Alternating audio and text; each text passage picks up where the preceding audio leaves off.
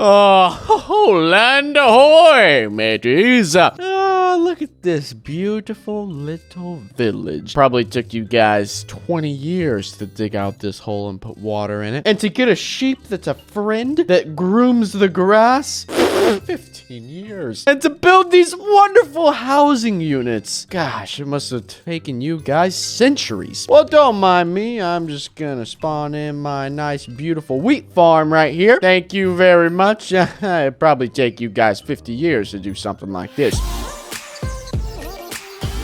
Before this video starts, I need you guys to click that subscribe button and slap the bell to never miss another video. And wow, would you look at that? Okay, sweet. Press this button will release some of the water and we can start planting again. Ladies and gentlemen, welcome to another video. Today's video is a little different. It's not a crazy parkour map, nor am I getting scared to death. No, it's none of those. We are just looking at Minecraft farms. Yep, you're probably like, Unspeakable, this is going to be the most boring video you've ever done in your life. Well, you know what I say to that? You're right.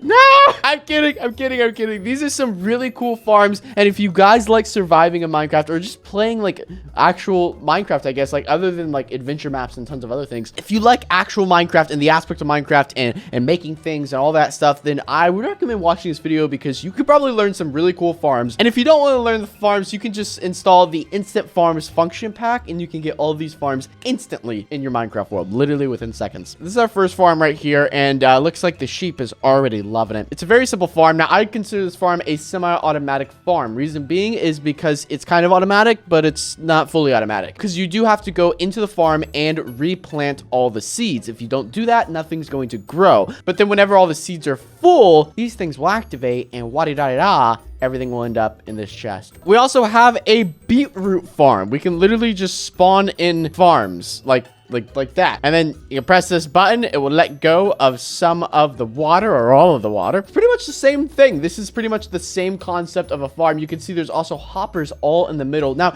you can do these farms with so many different things. You can do them with carrots, beetroot, wheat, and even potatoes. Now, don't try to do it with melons or pumpkins. It's not going to work out well. But you can use this exact same concept. Literally, all you need to do is line up a ton of dispensers, and in every dispenser, put a bucket of water. Then behind all those dispensers, throw some repeaters and connect them all through redstone, connect them to another repeater, and then take them over here to... I have no idea where this goes. Yeah, it just connects them. So connect all of them. So even the ones on the other side. Now, you don't have to make it double side, but if you do, be sure they are all just connected just like so. And then they're going to connect up to a button here, which allows you to either turn on the water. Now, if you go into the dispenser, you can see the bucket is empty. Now, if you press the button again, it will take the water back into the dispenser. So you never have to refill any of the dispensers, which is really nice. And then all you need to do is lay hoppers down in the middle, make sure they're all connected, pointing towards the chest. And you're pretty much set. That's literally it. Like,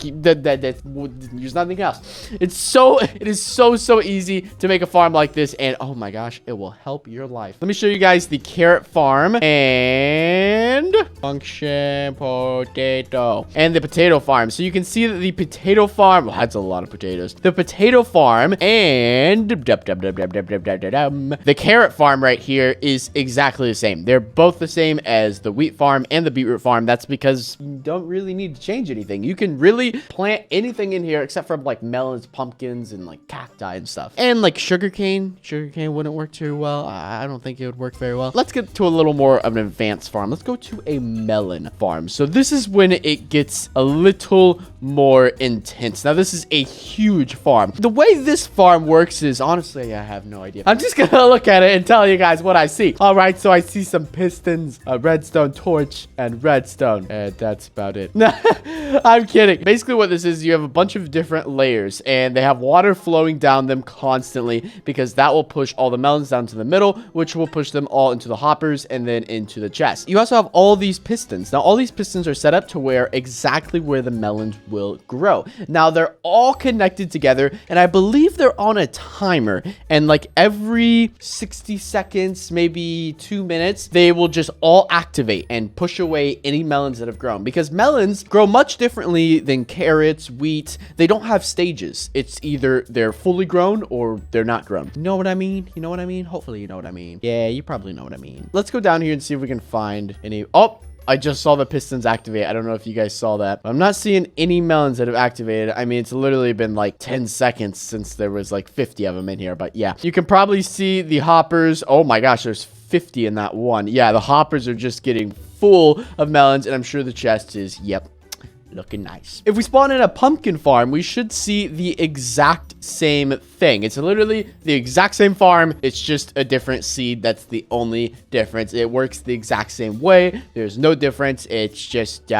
pumpkins instead of melons. And oh, well, the glass is a different color as well, but yeah. Now this to me is when it gets interesting, because now this is when the farms get a little more advanced. Here you have a sugarcane farm, and then next to it, I'm going to place a bamboo farm. Function bamboo. Now the bamboo farm and the sugarcane farm are pretty much the exact same thing. There's really no difference other than the fact that one grows bamboo and one grows sugarcane. Let's take a look at the sugarcane one. Now these farms are a lot more complicated than most of the other ones, but they're also not super hard to make. Basically, everything is tied together in this one kind of row, and it pushes all of the sugarcane out whenever it's ready to be pushed out, something like that. Yeah, I think it pretty much does it randomly. As you can see, there's already some more sugarcane that has grown, and it pretty much does it randomly. So like every like 60 seconds to 2 minutes, it will just randomly activate all the pistons, and it might only get a couple pieces,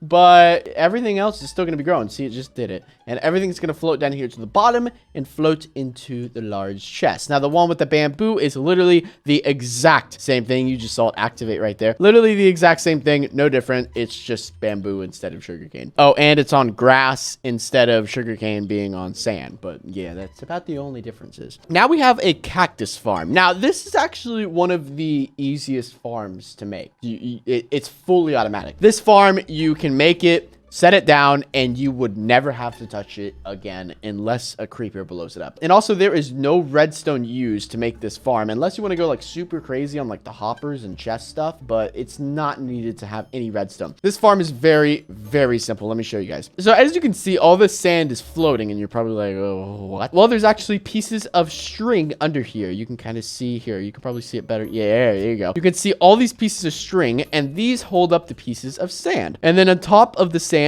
is a cacti, and then on top of the cacti is pretty much nothing. You have another string, but that's holding up the next couple blocks and so on. But you have these pieces of glass, and this is where the magic comes in. If these pieces of glass were not here, this farm would not work. Right when a cactus is grown, it senses the glass and it instantly just breaks itself, because cactuses cannot be placed. If blocks are next to the cacti, they will not place. They will grow, however, they will instantly break themselves, so they just fall all the way to the floor. There you go. This is the easiest farm to make. It is so simple to do, and the good thing about it is there's no redstone, and it's fully automatic. You could literally make a giant cactus farm and never have to touch it ever again. Just come to the chest every couple days and just take all the cacti from it. That's why this is one of my favorite farms, just because it is so incredibly easy to make. Literally anyone can do it just within a couple minutes, and I think it's awesome. For our last farm, we have kelp. Now, I haven't seen too many kelp farms, so this is very interesting to me. And this one is very different. There's a lot of water in this farm. That's because kelp has to be grown underwater. So you basically have a ton of water drooping down, and then you have tons of observer blocks. So this is one of the more complicated farms to make. But basically the way this works is the kelp is going to grow. And if I grab some kelp, I can try to grow it. You can see that now it's 2 blocks high. Now, whenever it reaches 3 blocks high, the observer block is going to be like, maybe I should do something. It's going to activate all the redstone, which activates the pistons, which, let me try to place this kelp here. There you go. It activates the pistons and then breaks the kelp. The kelp falls off, drops down to the hoppers, and then it ends up in the chest. So it's not too difficult of a farm to make, but definitely one of this size might take you a little bit. And well, guys, that is all the farms I have for you guys today. This is also an awesome function pack that allows you just to instantly spawn in farms into your Minecraft world. I can literally just be like, function cactus. And there's a cactus farm. That easy. But anyways, guys, thank you so much for watching this video. Hopefully you've learned a thing or two about Minecraft farms. If you didn't, that means you're probably a Minecraft pro. But thank you guys so much for watching. I'll be seeing you guys soon in a brand new video. So before you guys go, click that subscribe button. Otherwise, you are going to miss out on some future content. And also, if you would like to check out some merchandise, definitely be sure to do so. We have some awesome swords, let me tell you. Shirts, hats, hoodies, accessories, toys. Go check it out. I'll leave a link in the top of the description over to www.unspeakable.co. Seriously, thank you guys so much for watching, and I'll see you soon in a brand new video.